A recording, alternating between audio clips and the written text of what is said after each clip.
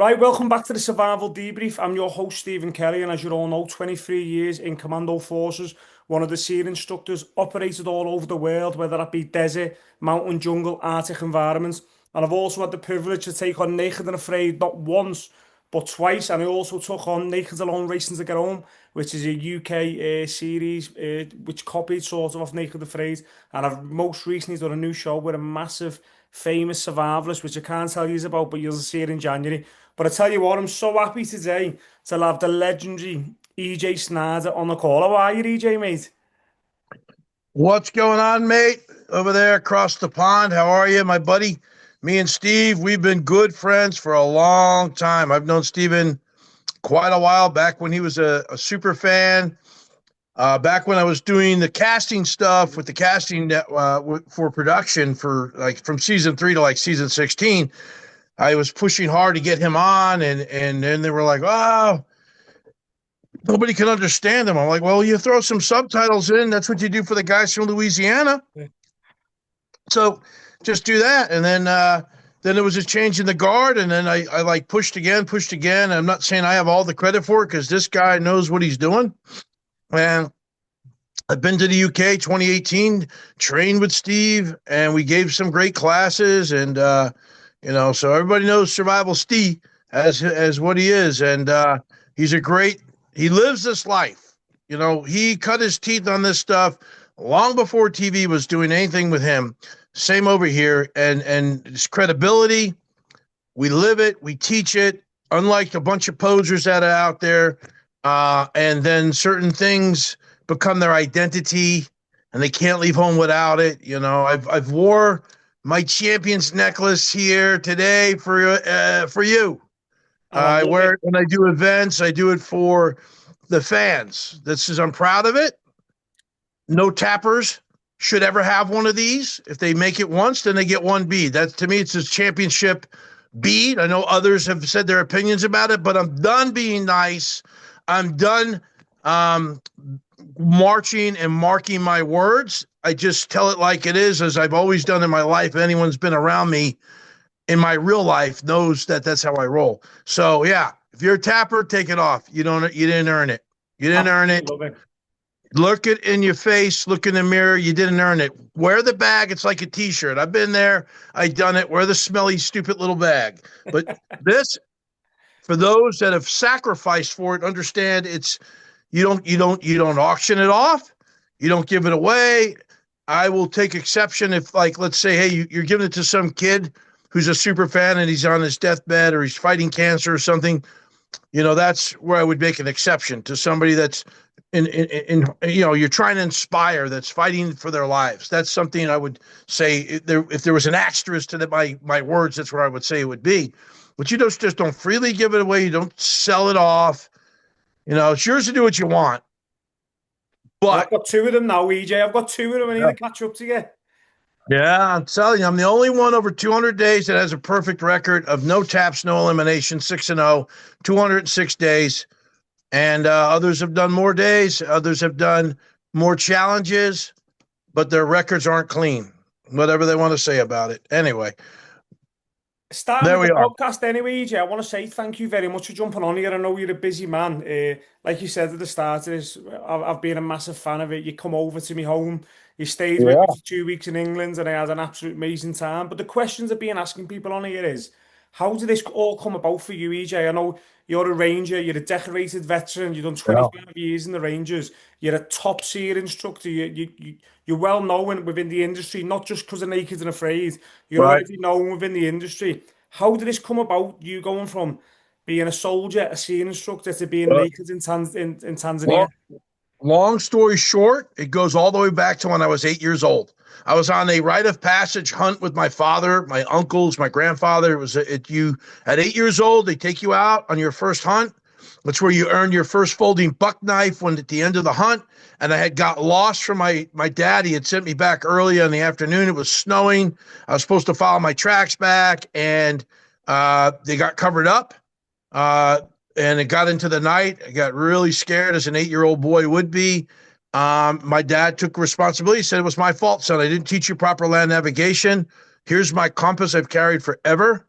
Tomorrow morning, when we get up, after they found me, of course, I'm going to teach you how to land nav. We're not going out hunting. You're going to learn how to find your way, and that's going to be your first lesson in the wilderness. And that became my first survival skill I ever learned, and I became an ace navigator ever since then. But that got me into wanting to know how to survive what if I was alone. And I joined the scouts, and then I joined the military. I went to ranger school. That's where I got my first taste of formal survival skills, because every time you went to a camp, they taught you survival for that particular environment, whether it was mountains, desert, swamp, and jungle, or whatever. And I was hand to hand, all that stuff. So I got it friggin' assessed by it. And then I went to the SEER School, U.S. Army SEER School, Survival, Evasion, Resistance, Escape in 96, became a primary survival instructor at the Ranger Camp for survival and man tracking and animal tracking. And then I just started teaching it that way. I've been formally teaching it for over 35 years, been an outdoorsman for, probably 52 years, as I'll be 60 very soon. And it's my passion. It's my life. I was doing this in the survival community long before TV, and TV found me. I was trying out for some other reality shows like Survivor and some stuff that I was a big fan of, and Discovery found me and recruited me first for dual survival with the replacing one of the first two hosts, Dave Canterbury. I tried out. They said, this guy's got the most laid out skills that we've seen in a long time. We need him for something else. And they saved me. I filmed the pilot episode, the very first one of Naked Afraid. If you go back and watch it, you'll see me and Kelly were wearing a brown necklace. Most proudest thing about that is because me and Kelly got it right. Everyone like you and others got to go out on this challenge. We've employed producers, cameramen, audio guys, other line producers, other people that go to the field to film this for some 20 seasons now. You're welcome. You know, I'll tell you and what, EJ, you've been amazing from that. When I remember watching that episode, and I don't know yeah, why they always showed it as episode two, because you were dressed yeah, totally different. Shane's episode was number one, yours is episode two, yeah, but it was so raw as well. You just had one, because everyone gets a and, lot more items now. You and Kel just had one item each, proper yeah. It was very hardcore. You don't raw. see that no more. Nobody knew what we were doing. I was brought in to consult on the show as well as survive it. Then wound up helping produce it because we had some struggles in there doing that, and I was in the field helping make it happen because nobody knew what we were doing, and that's a whole nother long funny story with that. But we did that. The reason it was episode two because they wanted to show Steve Rankin getting bit by the snake, and they felt they needed to show it with Shane's episode. In TV, in my opinion, you always start with your strongest episode. You don't start with one of your not so good episodes. We lost the ability to secure a whole lot more fans, but that's okay. We have our base. Been a cash cow for Discovery ever since. I am currently the number one ranked survivalist in the world. Number two is Bear Grylls in the on the 10's top survivalist list. And on most lists, whether I never fall out of at least the top 3 or 5, and never less than not being in the top 10 on most every list that's out there. That's my bona fides. It's not me bragging. If it's true, it's true. Yeah. You know, if you can back it up, it's not bragging, you know? And so I want survival to be taught and known by as many people in the world as possible. TV is the best medium to do it. Podcasts as well. Writing, I've written 2 books. You can go check them out at ejsnyder.com. But to get the word out about survival is my passion. Survive with EJ on YouTube, all my social medias. And I've gotten away from it because of business for the last couple of years, but I'm going back to it in 2026. And talking about what you do, EJ. Obviously, you were the first person to do Naked and Afraid. You're not a one-trick pony. You're not just Naked and Afraid. You've done dual survival. You've done Yep. first man out. You've done Yep. 72 hours. And what about you as a survivalist? And I always related to you being a military man, being a ranger, being a SEER instructor, same as me, military man, SEER instructor. I've always related to you. And what you've got, what many people don't have, you have so much resilience. Now, I remember Yep. on your first challenge in Tanzania when you got your foot infected and you had to Yep. pull that thorn out. Then one of your other challenges, you ripped up your ball bag and you still crack on. What's going on in your head on these moments when you're putting Yeah. yourself through the mill? And I remember even when you went to Bulgaria, you fell off the back of a truck. Yeah. And Before I even went in, yeah, before popped you me right even on went my in. head. Thought I broke my neck, and they looked at me and they're like, well, I guess we're not going in now. I'm like, what? I didn't come 5,000 miles to get sent back home before I even got started. I'm here to battle Bulgaria. I'm going to do it on my own, and here we go. So for me, it's about mindset. Just nothing. Quitting to me, I'd rather die than quit. You know what I mean? For me, it's a mindset, it's a drive, it's tenacity. It's like you said, resiliency. It's proving that I've always wanted to prove I'm the toughest man on the planet. And I don't care what anybody else says about me on these these boards that these fans get on there, these uncensored, whatever, they talk all this junk or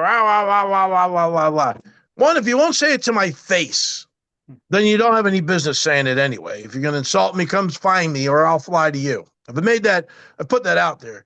And the reason being is, yeah, great. Let's have a conversation. Let's have a civil conversation. You're going to talk shit about me and where I can't see you writing on a board because I don't stalk those things. I catch it once in a blue moon. I do check in and every now and again, but for me, you can say what you want, but I guarantee you, bar none, I'm the toughest person that's ever done this challenge.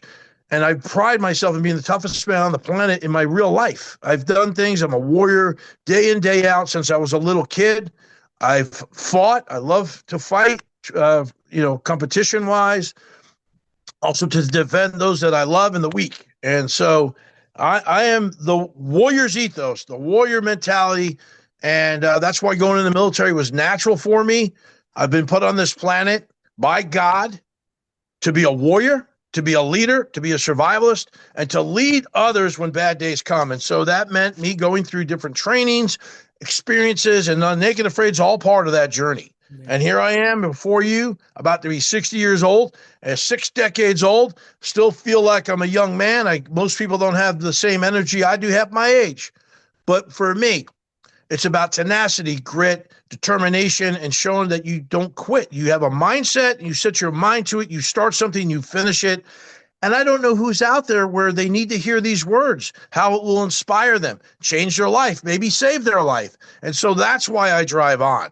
A lot of times it's not about me and my ego. You got to leave your ego at the door. I think about others always, and that's been evident out there on how I deal with people. And I think you could also say not only am I the toughest, but as a leader, a chief, and a people person on how to deal and manage personalities and others, pretty sure I'm probably on the top of the pile. There's a few others that do okay. But you can't call yourself a leader. You can't call yourself a legend. You have to prove it through your deeds and your words, and others look to you that way. When others do that and they're talking about you, that's when you know you're a legend. That's when you know you've arrived, because you could talk about yourself all day long. Don't mean spit. Yeah. And I'll tell you what, EJ, and you've always shown resilience. You've always shown leadership, compassion, perseverance. I remember when you were in the Amazon and you had Suzanne, and you're seeing the frictions on telly, but you were so compassionate, so patient. Like, I think I would have lost my patience at that point, but you've always proved you have EJ. You've always been at the people's tongue, at the tip of people's tongues. They know you. And like I said before, you're not just a one-trick pony. You've done 72 hours. You've done dual survival. You've done first man out. You know what you're doing, and you're good to watch. And like I said, I've been Mountain Masters and the whole other TV you can see. Yeah. And I've built 3 hit TV series and helped save another with dual survival. But I helped build First Man Out with Ed Stafford. I was brought in to help consult there and help build that show. And me and Ed are good friends. Mountain Masters was another hit series I helped build, and with Kat. And for me, it's about doing the work, getting out there, putting yourself out in front of others, being vulnerable, and just don't pay attention to the noise. Yeah. I used to get so angry and get in there on those message boards and start battling with people. I'm very good with my words. Yeah. I can be very vicious too. And I realized that, you know what? None of that matters. That is just noise. I'm on where I'm at, pinnacle of my life, and still got a lot more mountain to climb, but I'm up here climbing. And all that other noise just is a distraction, and I just don't pay attention to it no more. Yeah. And I love seeing it. I love seeing what you're doing, EJ. I love seeing you. Because I've been in some of the harshest environments they could put people in and Naked Afraid. Yeah. They never put EJ Snyder where you're going to get a suntan and smile and fish jump in your lap. Yeah. It's just never been that way for me. You can go back, and I challenge anybody. There's a reason up until that second time I went to the Amazon, they've never gone back to a place EJ Snyder was, because those places all suck. They were horrible. They only put the toughest, like me and Jeff, we wound up on Roca Diablo in the first XL, a desolate place. It would have been interesting to see how the others would have handled that desolate place, the furthest away from the extraction. But because they knew I could take it, they know I'm not going to quit. I got my balls ripped off. I don't quit. Yeah. I in Bulgaria, which is and you're going to ask some questions, but I'll put it out there, was my toughest challenge. Not because I was alone, which I told them was a stupid title. What is your toughest challenge? Well, it was Bulgaria, because the place literally, before I got out there, threw me on my head off the back of a truck, tried to kill me every day out there. It threw everything it had at me. And at the end of the challenge, I was sitting on the 5,500-foot summit of that mountain that I climbed for 2 days, up rock climbing, bare naked, barefooted. Well, I had the shoes I made, but up that mountain valley, up that dried up riverbed. And I stood there to be picked up on an old Soviet era military truck, which was very befitting, because I was in the Battle of Bulgaria the whole time out there. They tried to kill me. Two packs of wolves stalking me, nothing to eat. I couldn't get at anything. I only had paracord to make traps for the pigs, and they kept chewing their way out of it. Frigid temperatures. The episode said it was 51 degrees. Lies and propaganda. It was 28 degrees with the wind blowing on me. And that's the only part of that episode that they edited improperly that made me very upset. Yeah. Talking about don't cheat my days, and don't cheat the temperature. Talking about your challenges, though, obviously we know Bulgaria, you've said it was your hardest. And like I said, you've always pushed through. You've always been a good leader. What was your best challenge? What was your most enjoyable, and why? My second challenge, because it was the first time that anyone did it twice, me and Laura, who's the queen of Naked Afraid. No matter what else has happened in her journeys with it, she is a world-class act. She is one of the best survivalists on the planet. She's the real deal. And she helped me solidify myself as a survivalist, got me to go back into my primitive ways, my native roots as a Native American, to go back and respect the land better, to relook at how I approached it, because I was very militant up to that point, until meeting that little pack of dynamite. And we just teamwork through that thing. She's been by far one of my top partners. I've had some good ones now. I'm not knocking the others. I mean, Jeff, Max, Steven, Gary, Amber, Matt, Waz and Dan. I've been blessed with a lot of good partners. Riley, Ryan, Max, if I hadn't mentioned Max. So I've had some good ones. And Laura, that was the first time 3 people quit. We went there and showed how to get it done. No bug nets, by the way. First thing I showed up the second time, they had me a bug net. I'm like, what's this? Oh, it's a bug net. You giving us bug nets? Holy shit, this is freaking going to be a little bit nicer this time, because we were murdered by the bugs the first day. But the Amazon was a childhood dream of mine. To go to the Amazon, it's always been a childhood dream. The place is absolutely dangerous, but it's so magical too, if you know what you're doing. And me and Laura got to go there and punch that thing in the face together. And that was by far one of my favorite places. I love all the challenges for many different reasons. I love Colombia with Jeff. That was a whole nother. Each one has its own challenges and its own joys and its own successes and its own different things that it throws at you. But every challenge, I'm a better survivalist for it. I become a better man. I evolve, and I have more experience now to move forward. And the next time I run into something, I'll know what I did the last time. And also, I will say that folks beat me up a little bit about hunting, and go look at my freezer then, moron. See what I do hunt, what I have in my freezer to eat, because that's, something I do. But I remember every time I've gone out, it wasn't until the swamps before I got a bow. And that bow in the swamp hunting is very different. It's different. But, I get thrown into the Amazon. They make me go in with a caiman spear. Wasn't my item. I didn't bring a caiman spear. Oh, but they made it here. You can honor the Amazon with it. Oh, okay. I'm a historical guy. and nostalgic, so I took it. But I wanted to bring my bow in there. I wanted to bring better fishing hooks or gator hooks for the Cayman. But that's what I got. That's what and you know me. I'm a company man. You say I got to bring it, okay, I'll bring it. Yeah, I'll yeah. try to make it work. And the only thing I find on the ground is a blow dart gun, something I've never used before, and I got to learn on the fly in the Amazon, one of the most dangerous jungles in the world. And I was like, give me a break already, guys. You know. And the only thing that, like, I have two things. One, I didn't know that I needed to use the wooden darts because the poison of the frog I had soaks into the wood and that's what hits the animals. I thought I needed to use the metal darts because that would stick in better. Yeah. And so was not aware of it, never used the thing before. So that was something I wish I would have known before going in. But I really wish they wouldn't have been rushing us. When we got into the swamps, me, Suzanne, and Sarah went in last. And we were up against the darkness and they were just rushing us. And I wish we would have took a better, like 10-minute pause, debating the items better. I went for the bow because I'd never had a bow before on any challenge. And I let my ego get in the way. And I wish I would have drew back and took the hooks and all that paracord because I never needed a bow before. And I would have been able to do so much more with that stuff. And if I had a do-over in the swamps, for the sake of my two girls. And Suzanne said we should take the gator hooks, and I didn't listen to her. And Suzanne, I'm sorry for that. I tell you now publicly, I wish I would have.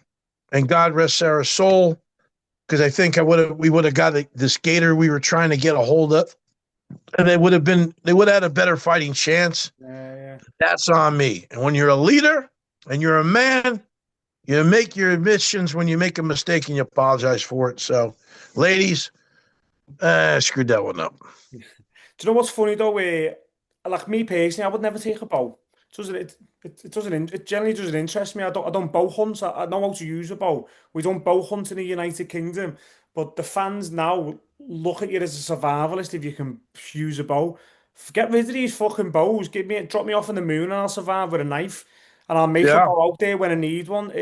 Bow hunting's it's a totally different skill set. It's a different sport. In my teachings, there's 9 pillars of survival. Food is just one of them. Now the core 4 is shelter, water, food, and fire. Fire. And so you're going to get shelter and security first. Yeah. That's within 3 hours you need it. You got to feel mentally safe and everything.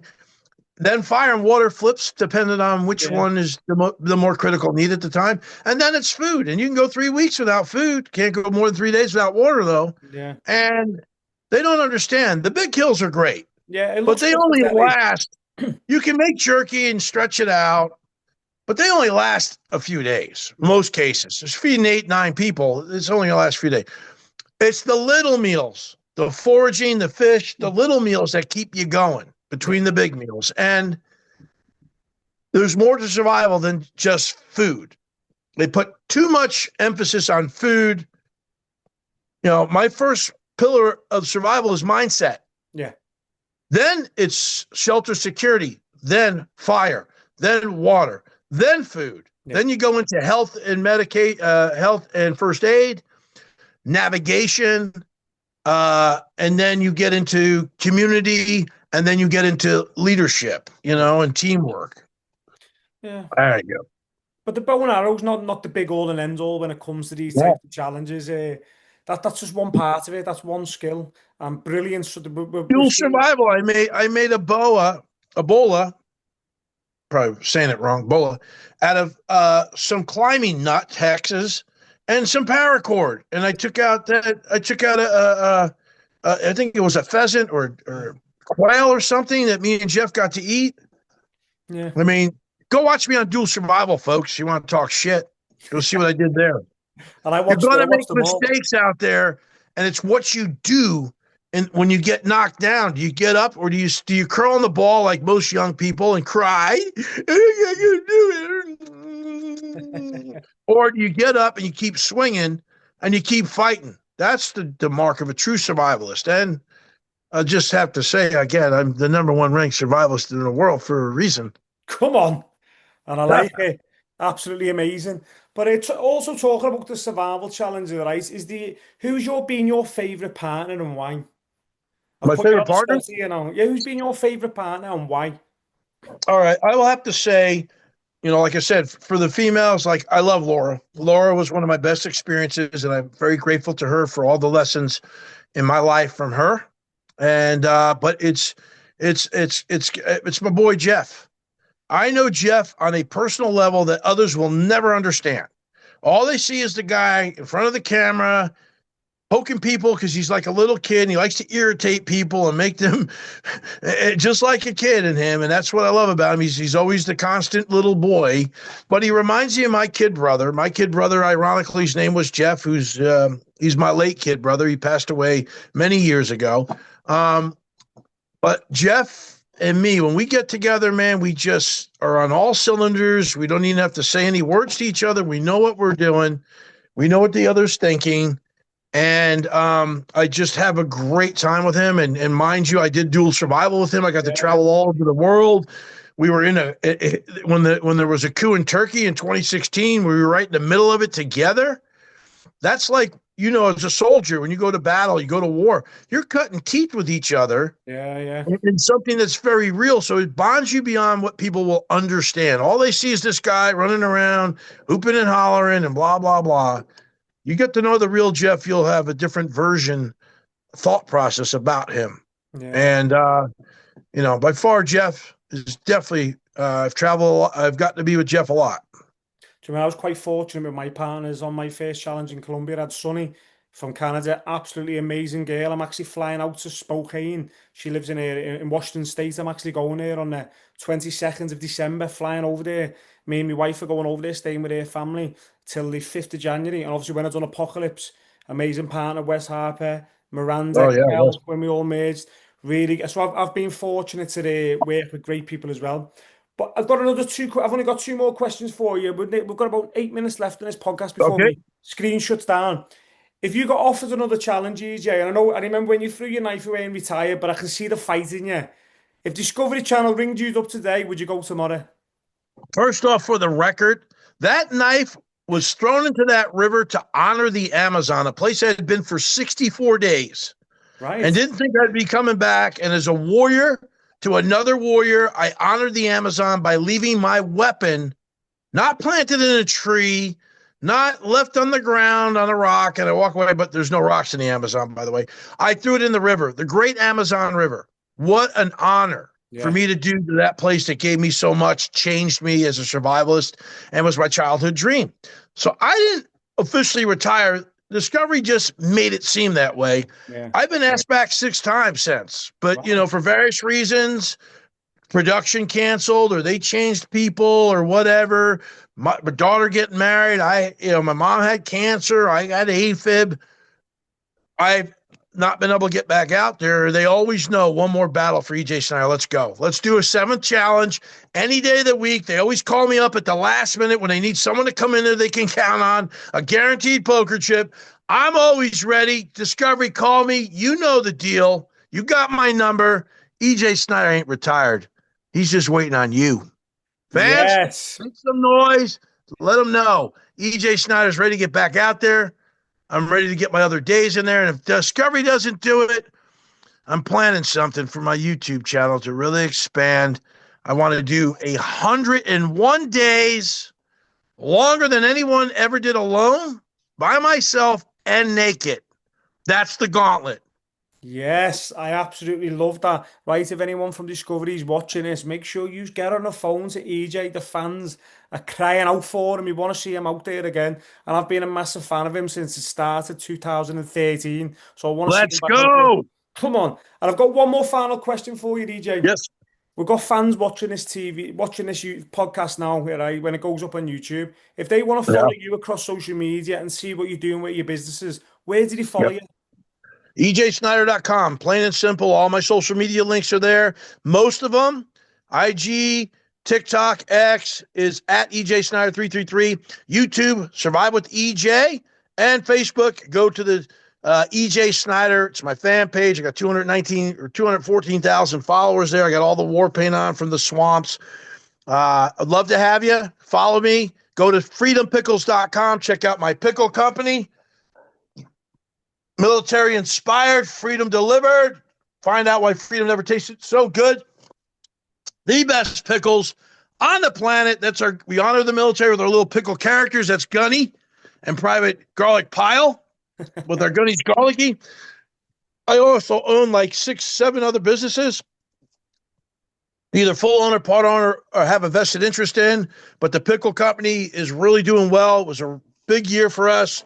2026 is looking very positive. We're going to be the #1 pickle in America. We help veterans. We give back to veterans through the profits, as well as soon as our canneries are up, we're hiring veterans that are homeless, PTSD, or suffering from suicidal possible issues, putting them in our canneries, run like military operations so they feel like they came home and help them heal. Yeah. So it's a great cause. Check me out again, ejsnyder.com. Find my books, Emergency Home Preparedness Guide. It's on Amazon, as well as Die Trying, which is my motivational life coach book for you to give you a real piece of lightning and thunder in your ass to get you moving. Oh, I absolutely love it, EJ. Yeah. And your home preparedness book, my wife actually bought it from you for Christmas for me, and it's an absolutely amazing book. So make sure you all. And lastly, one last thing.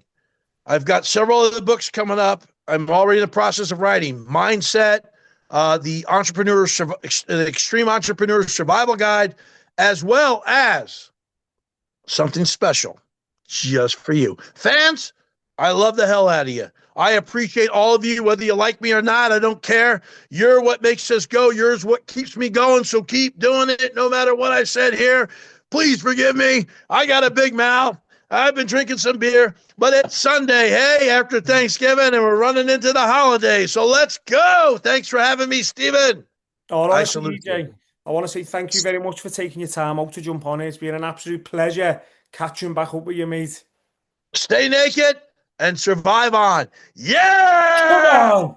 Make sure everyone likes, comments, subscribes, and I'll see you all soon. One more battle. Let's go.